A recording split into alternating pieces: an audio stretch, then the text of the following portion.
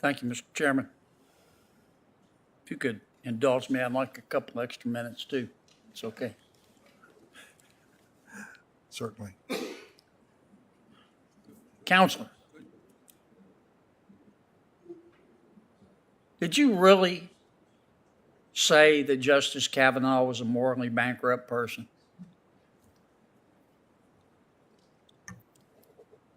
Senator, as I explained, I did not write that letter. I did sign Did it. you and read it?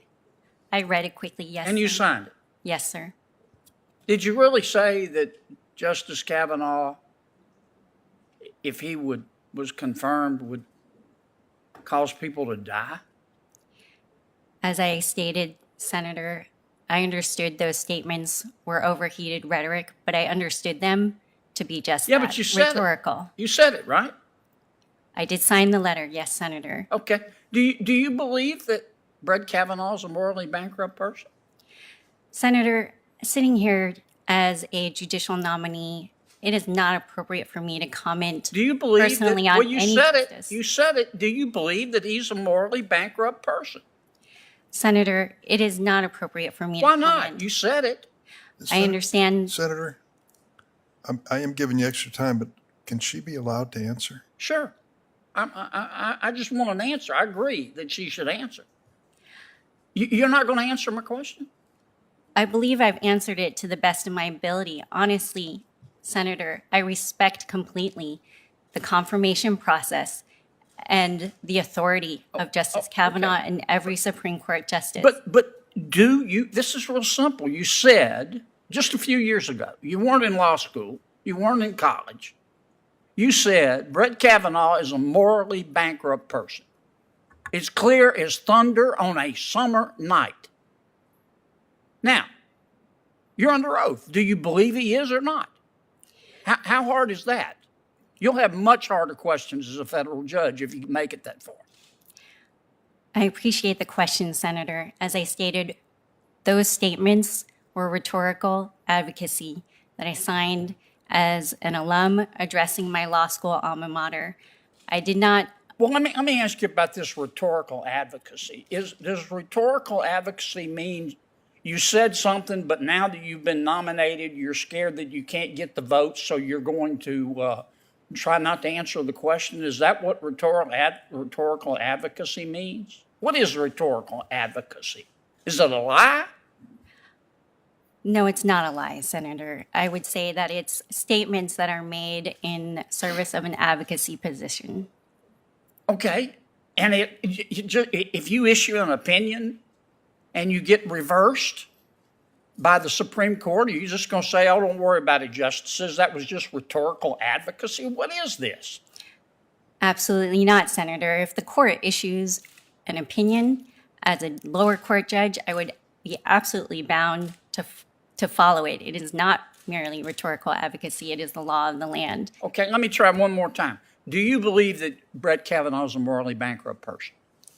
Senator, as Sitting here today, under oath. Sitting here today under oath, I can assure you that I respect completely the authority of Justice Kavanaugh as a duly confirmed Supreme Court Justice of the United States. Yes, ma'am, but do you believe he's morally bankrupt?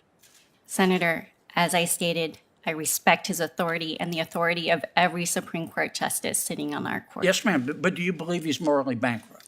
My personal opinion is not appropriate for me to say. I respect his authority as a Supreme Court So justice. you think he as I is do morally for- bankrupt? I did not say that, Senator. But you signed a letter saying he was morally bankrupt. Several years ago, as an alum addressing my law school alma mater, I did sign a letter that I believed was addressed only to my law school administration. Oh, you But didn't sitting think here it would today- be public?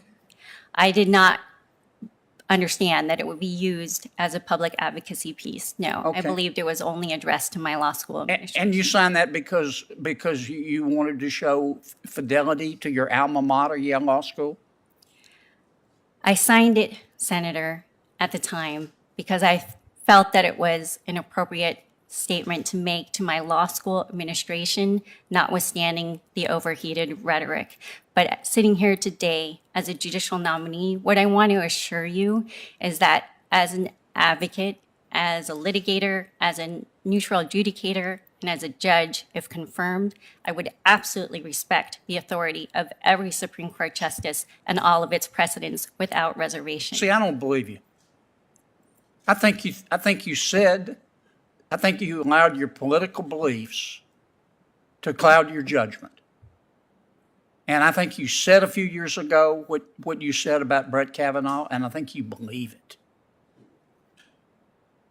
And I can't imagine what it's going to be like to be a litigant in front of you with that demonstration of lack of judicial temperament and judgment. How can a litigant possibly think that you're not going to act on personal beliefs if you were so intemperate to say something like this? Last question. Are you proud of the fact that Yale Law School has a quota system limiting the number of Asian Americans? Have you ever written a letter about that? Or does that not, where does that fit in your socioeconomic view of the world that you think everybody else should adopt and you will impose if you're in a position of power?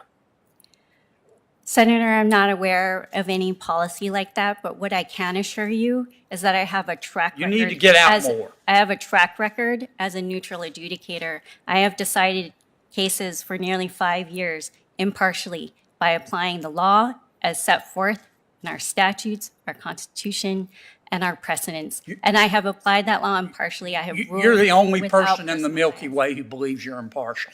Mr. Chairman, I'm done, Mr. Chairman. Well, yes, you are.